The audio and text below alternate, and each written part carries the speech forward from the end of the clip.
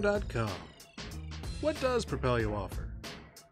Lead generating websites, access to true MLS comps, off-market lead lists, and deal alerts.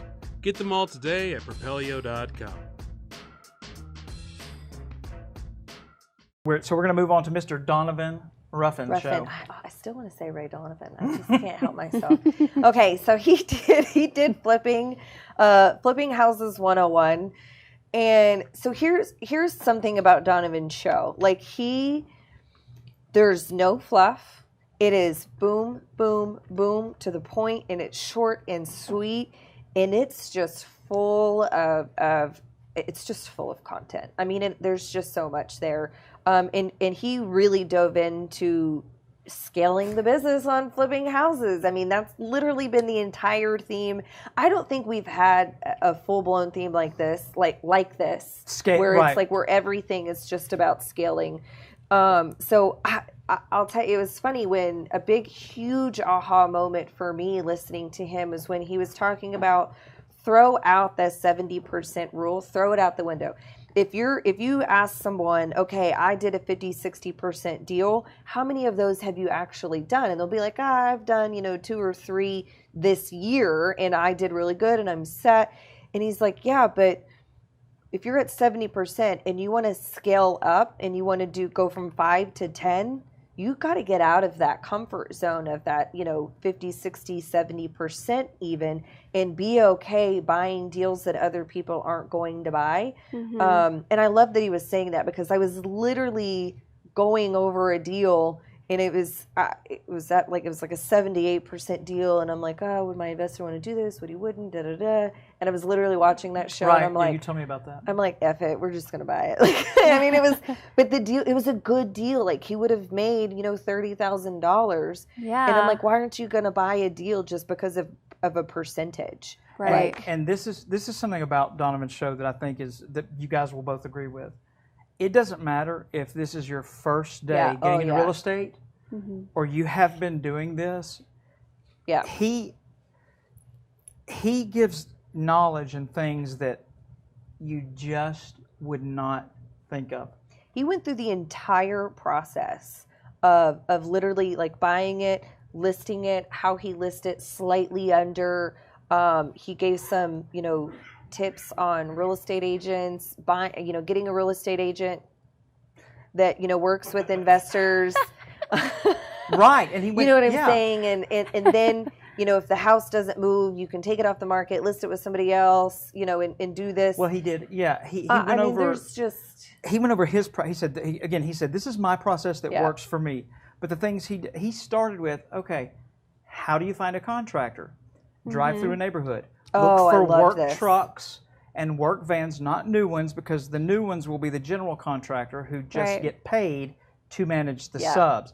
He said, drive through a neighborhood where work is being done. Look for work trucks, work vans with no decals, meaning no flashy advertisement, because those people are working on referrals. Right. They're so busy they don't have time to put a decal. They don't need you calling. They're working. But he did say, he goes, get someone that isn't available right now. Right. Get someone that's probably available, that they say that they are booked, because that they're good, but not too far booked out, I guess, like, a week or two. And I'm like, wow, like there was a lot of just massive content. I mean, just so much in there. One of the tips, and I thought, that's right, but you wouldn't think about that. He said when you're getting, the rehab order that you do a house, foundation, plumbing, electrical, HVAC, cosmetic drywall, floors, appliances, then staging. When you're getting the foundation done, if it needs foundation work, while they've got the foundation, while they're digging under there, go ahead and get a plumbing test run, so that if there is something wrong with the plumbing, you can pay the foundation guys a little bit extra to dig a little bit deeper, instead of having to have plumbing guys come in and dig because they'll charge you. Just simple nuggets like that. And listing at $3,000 to $5,000 under the highest comp in the neighborhood to get some interest. And what did you guys think about this? He said, okay, so if you want to attract he called them hustling buyers agents. And I just I termed it more like driven buyers agents. He said, list your property at a 4% in buyer's agent commission, because typically you split 6%, it's 3%. Have you ever done that? Not yet. Did you think that was a good idea? I think that was a good idea. I mean, there's a lot of these things I'm like, I'm going to do that. And that's definitely one of them. For me, and I've actually done this once before, and I'm like, should I do this or not? But it's cool that knowing that he does this, which is what to do if a property is not sold after 30 days. I know. Yeah. So cancel it, wait 48 hours, then relist it with a different broker so that it shows up as a new listing. It has to be a different broker, though. And a lot of people don't. Not just a new agent. A lot of people don't understand this. So when you sign a listing agreement, the listing agreement is not with the agent. It's not with the agent. It is with the brokerage. Mm-hmm. So, you know, you let it go. Like you have to cancel it 48 days. 48 hours. 40. Yeah. 48 Hold hours. for 48 days. Pay the holding cost. Just keep. Yeah. That's where the verbiage really comes in. So 48 hours, but you have to do it with it has to be with a new broker. And then it shows up as a new listing. But here's the thing: if you were listing $3,000 to $4,000, you know, under what your ARV is or what the comps are, you really shouldn't have that problem. Well, right, and he said, but again, he was going into if you do, because I have. Mm-hmm. He's like, no, I have because too. if you do, I have. This is what you do. Yeah. And like you were saying, Bettina, that you just would never think of that. Mm-hmm. And he said, never do a price drop. Because what does a price drop mean to you? Like, what do you think when you see a price drop on a house? That there's something wrong and they just can't sell it. See, but I disagree with that. You're an agent, though. Oh, no. A secret agent. But I have investors that they want to price high, right? Because they want to test the market to see what it's going to bring, okay? And I'm pretty conservative when I do, you know, my pricing, my comps, all of that. And I'm like, you know, investors aren't in the business of, you know, letting stuff just sit on the market on the MLS, right? Right. And there are certain areas, I know that it's always it depends, but they want to price high to see what they can get. Those price drops, like that's different than if you have it priced accordingly. It's with what is in line with the comps. But I've had houses before where there's just a shit ton of, excuse my language, just a ton of actives that are there, and there's just a lot of competition. You're in line with everything, but there's just a lot of actives. I've had that happen before. It did sit. And he addressed that as well. So if you do price it above the market, or say whatever price you put, and it still doesn't sell after 30 days, still do what he says. Take it off the market. Take the feedback that you get in that 30 days. What's the feedback? Yeah. Right. What are people saying about it? Well, they don't like the color. Repaint it. He was like, spend $200 to repaint it. Even if you overprice it, even if you want to set the market, take that feedback, list it as a new listing instead of dropping the price. Yeah. It's a psychological thing. Right. Again, and you're thinking about it from investors, but who's the end user? No, I know. An emotional person, you know, they're emotionally buying a property. Yeah. And they're thinking there's something wrong with the house because no one else wants to buy it. Yeah. Right. I agree. And then his point, real quick, just to go over the numbers he was talking about with the scaling. Oh, he said this was amazing. If you're doing 3 to 5 deals per year, and you're on the 60 to 50%, or you want to buy them low, Bettina, what do you buy at? What do you try to buy at? 60, 75? No, to be honest, like 70% is not realistic anymore. I think. So I try to shoot for 75. That's what, 75. Yeah. So he was saying, okay, so you know whatever, and he said he buys at 80% because he buys from wholesalers. Mm-hmm. And he said, okay, the wholesaler has done all the marketing. They've paid for the marketing, so he'll buy it at 80%. If you buy 3 to 5 per year at your 50, 60%, and you get $30,000 profit on each one, say you sell 5, that's $150,000 a year you've made.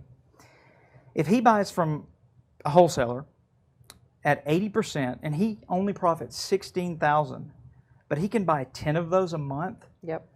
That's $160,000 a month. That's $1,920,000 a year. That's scaling. I know. Blew my mind. When I was listening to the math, I'm like, but what? It makes so much sense because it does. It's. I mean, people. I've come to the realization too. In the beginning, I was like, no, I want to stick to 70%. That's all I want. Do not send me anything else. But then it's hard because I do find my own deals. I do have an entire team that that I'm Can you start scaling. finding them in Dallas? Just So it's just hard, and it's really, people are the sellers are getting more familiar. They're getting more educated. They're knowing what real estate investors are doing. Wholesalers they just know. Some of them do, some of them don't. But either way, whenever it comes to buying, I'm like, it's hard to find let's just do it. Let's just buy it at 75% or whatever it may be. We're still making more than what we had before. Come on. Now, have you recently or within recent memory passed on a deal that you could have gotten for 80%? Yeah. You recently have? Mm-hmm. Have you but gone back and looked at what it sold for or what it did? Or well, there's this one deal that I just passed up, and I'm still debating, but because an investor was working on it, and whenever I was asking him, I was grilling him on all the questions, and I know, like, hey, why are you just up and leaving this project? Like, what happened? And then finding out he didn't pull no permits. He had one of his guys do the foundation himself. And I'm like, I'm not going to touch this house. I'm sorry. For me, I can't. But then I'm looking at it. We're buying it at $150. The ARV is supposedly at $240. If we go in and finish it off, it won't be as much because we have our own team.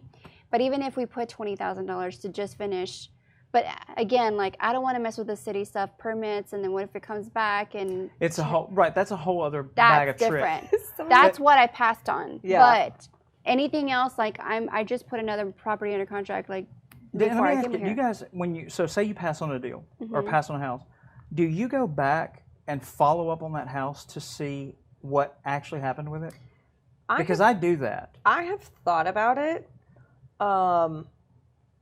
and I don't want people to think that I'm going behind, like, that I'm going behind their back. I've gotten a deal before where a wholesaler put it out, and they didn't actually have it under contract. They put it out first, and we even went to the property and met at the property, and they couldn't get in.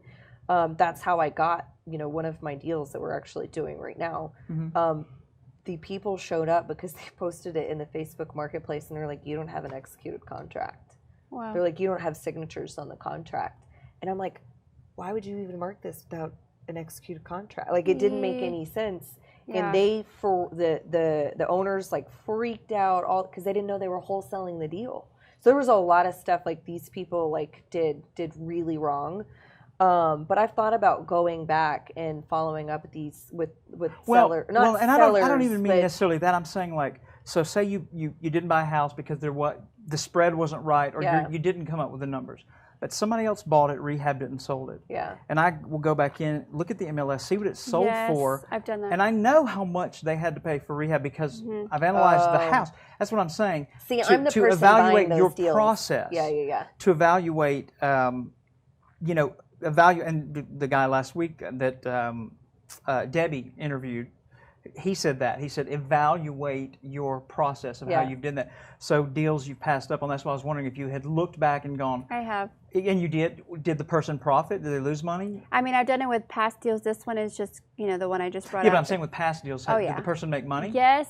And I'm just like, man, I shouldn't have been so strict. So what would you have strict. changed? Yeah, okay, so that's I can't be strict anymore because, and I understand majority of what I get it, why we're going to try to stick to 70% because that's what a lot of our hard money lenders, that's what they lend on, is 70% of the ARV minus repairs, blah, blah, blah. So I get it. But that's what we're trained on. I know. And that, Markets change. I'll tell you this, though. Like, coming from, like, the traditional side of real estate and not working with investors, like, we're trained. Like, this is how things have to be. This is how you have to market. This is what you have to do. Mm-hmm. And in reality, like, when I started to get into the investor side of things, I'm like, whoa. You're like, you can put stickers on someone's back windshield? No, but yes. I mean, not even that. Like, why aren't they teaching real estate agents water list? Like, you don't think that there aren't $500,000 homes that you can pull on a water list, and these people know that they need to sell their house? Golden nugget. Like, if you're an agent. Oh my gosh! It's insane to me that they don't teach this stuff to regular real estate agents. But do you think they know the process? But do you think they know? They might not know. I don't know. They don't. Again, I don't know. Or they might not want to share. A broker was what? Once a real estate agent. Mm-hmm. They got their training from et cetera, et cetera, et cetera. My mother was a real estate broker. Isn't it Mother's Day this weekend? Yes. Or was it already sure Mother's Day? is. Happy Mother's Day, Mama. Ow. But it's the same thing. Like we're taught to be, this is what you should do, this is what you should do, da da da da da. And sometimes, like, throw it out the window. Like, it doesn't matter. Like, it really doesn't matter. Like, you, as an investor, now real estate agent, you do have certain policies and procedures that you have to follow. But yes, what you're saying is think outside the box. You don't have to. Yes. Look at Donovan's numbers. That makes so much sense, guys. I mean, when he went over his numbers, and what he always made whiteboards a year, what he made an entire year is what he made in a month. I mean, come on. Right. Yes. So again, and he whiteboards it out every week. So I know always watch his show. Jam-packed show, obviously. Can you tell? You know, every level. Well, the show was like 20 minutes, and we talk about it longer than the actual show is. It was 40. This one was it? This one okay, was, I the think, next 40. show was 20 minutes. But his shows are all. But there's so much content, and we're adding some fluff to. Like, we're adding the fluff that he doesn't have in his show. Well, our own personal experiences with it. But he really does. And this is only his second show. Is it? Yeah. Well, yeah, he's great. And again, this one was Flipping Houses 101. Yeah. So that's basically the title of it. So everybody needs to watch this one, guys. Whatever level you are. We didn't already tell you the whole entire show. Right. Whatever level you are, this is from beginner to expert.